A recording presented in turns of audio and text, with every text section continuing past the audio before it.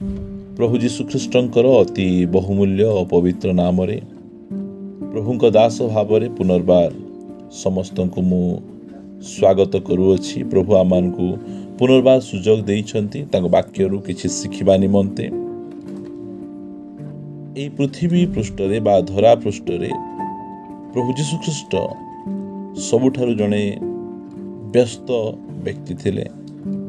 से तांकर जीवन काल मध्यरे से एते व्यस्त थिले जे तांको खाइबा पाई मध्य समय हो नथिला।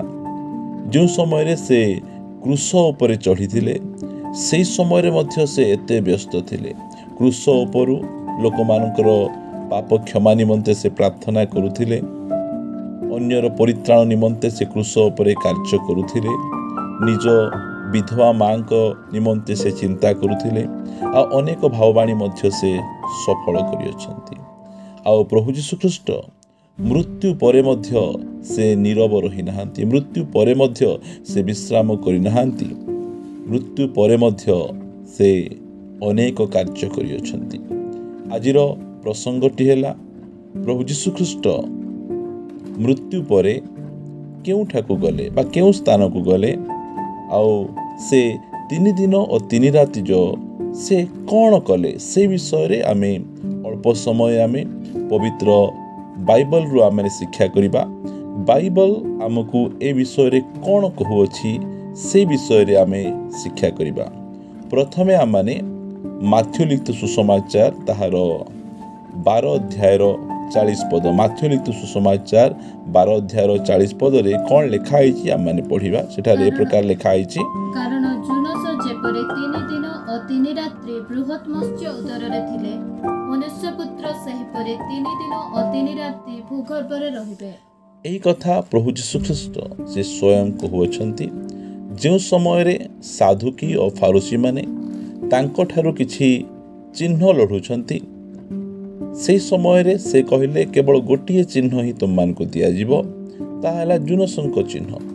मनुष्य पुत्र मध्य से भूगर्भ रे 3 दिन आउ 3 रात्रि रहिबे। प्रभु जीशुख्रीष्ट जो समय रे ताकर मानव शरीर को से त्याग करिछंती, तापरे से भूगर्भ रे 3 दिन और 3 राति रहिबे से कहिछंती। आमे से विषय रे आमे अल्प समय आमे आलोचना करिबा। गोटे मनीष को आत्मा, प्राण आ शरीर थाए, मात्र पशु को केवल प्राण आ शरीर थाए। प्रभु जीशुख्रीष्ट से संपूर्ण परमेश्वर आ संपूर्ण मनुष्य। प्रभु जीशुख्रीष्टंकर मध्य आत्मा, प्राण और शरीर थिला। से विषय रे आमे देखिबा प्रभुंकर आत्मा कि प्रकार रहिला, प्रभुंकर शरीर केउ स्थाने रहिला, प्रभुंक प्राण केउ स्थाने रहिला, ताहा आमे पवित्र धर्मशास्त्र बाइबल रु आमे शिक्षा करिबा पई जिबा।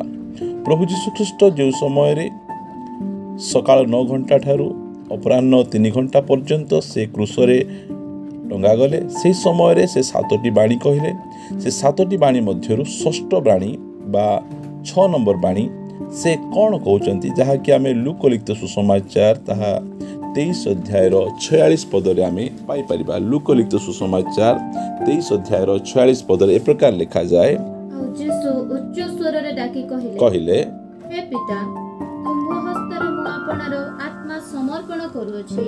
एहा कहि से प्राण त्याग कले। प्रिय माने प्रभु जीशुख्रीष्ट क्रूस उपरे से निजर आत्मा को से पितांक निकटरे समर्पण करुअछंती।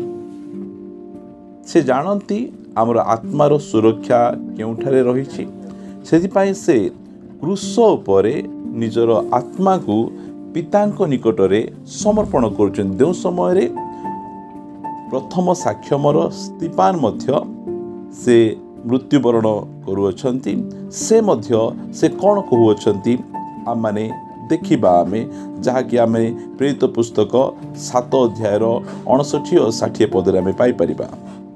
जेतेबेले से माने स्तिफान को पत्थर फोपाड़ी मारुथिले, सेतेबेले से प्रार्थना करी कहिले, हे प्रभु जीशु, मोर आत्मा ग्रहण कर।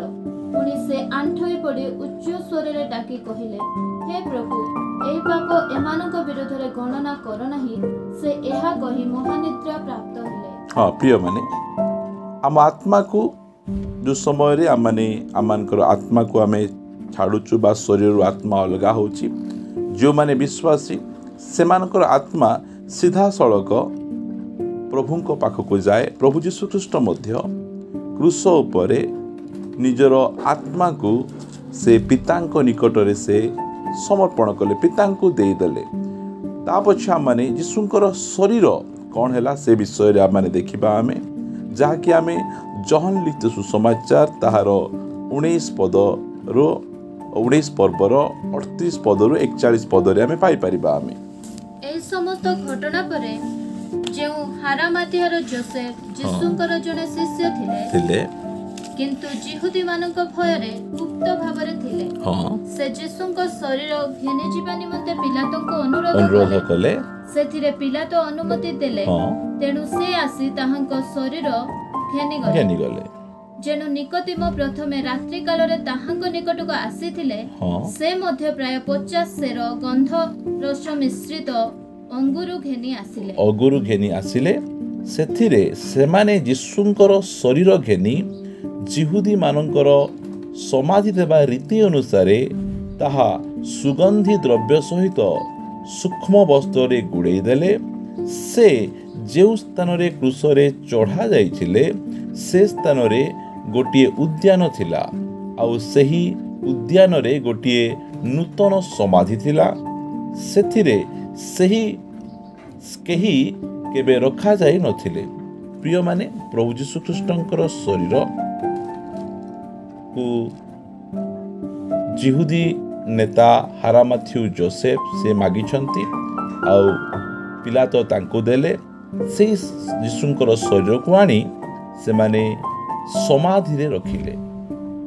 जीशुंकर आत्मा पितांक निकट रे रहिला आउ जीशुंकर शरीर हारामाथ्यू जोसेफ अपना निमंते जो कबर खोली से कबर रे जीशुंकर शरीर रहुअछि।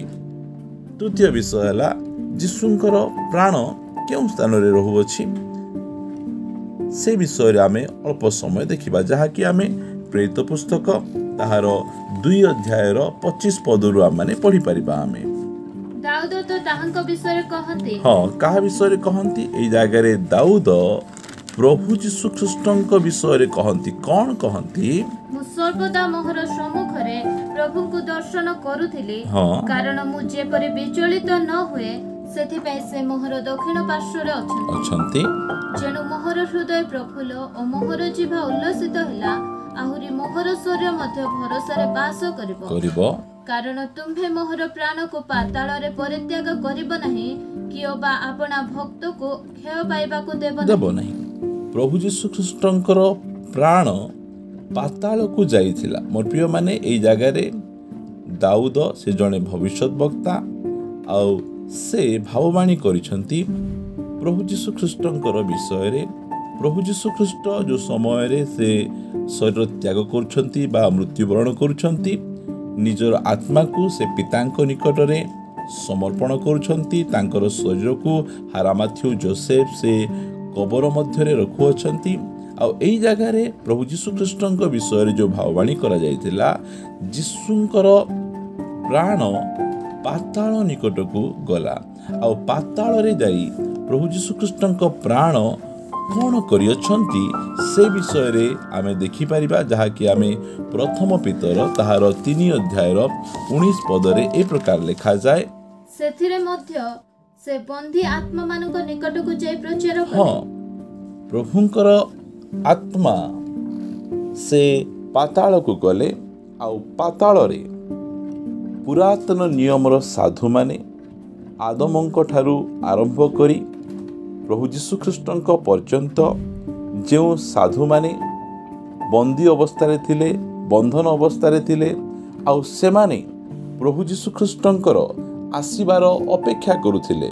जो समय रे आदम देखुअछंती प्रभु जीशु ख्रीष्टंकर प्राण को से कौन कहउछंती से कहले ए होचंती से नारीर वंश। कारण आदमंक निकट रे प्रभु जीशु ख्रीष्टंकर जो भाववाणी करा जायतिला जे नारीर वंश आसीबे आउ प्रभु जीशु ख्रीष्ट को से देखा समय से नारींकर वर्ष बोली से चिन्ह पार्टी मशा जो देखुं मु जो प्रांतर में पितल सर्प ऊर्ध्व को उठे ए से सर्प बोली से देखिपारुअछंती से प्रकार जिसाया देखा समय ए से कुमारी गर्भरु जात सही पुत्र इमानुएल बोली से जानी पारुअछंती से प्रकार प्रभु जीशु ख्रीष्टंकर प्राण पाताल को जाई प्रचार कले कौन प्रचार कले ताहा आमे से प्रथम पितर 4 अध्यायर आमाने 5 पदरे आमे पढ़ी परिबा आमे किंतु जे जीवित अमृत लोक मानकर विचार करबा को उद्यत ताहांक छामुरे सेमानकु निकास देबा को हेबो हां प्रभु जीशु ख्रीष्ट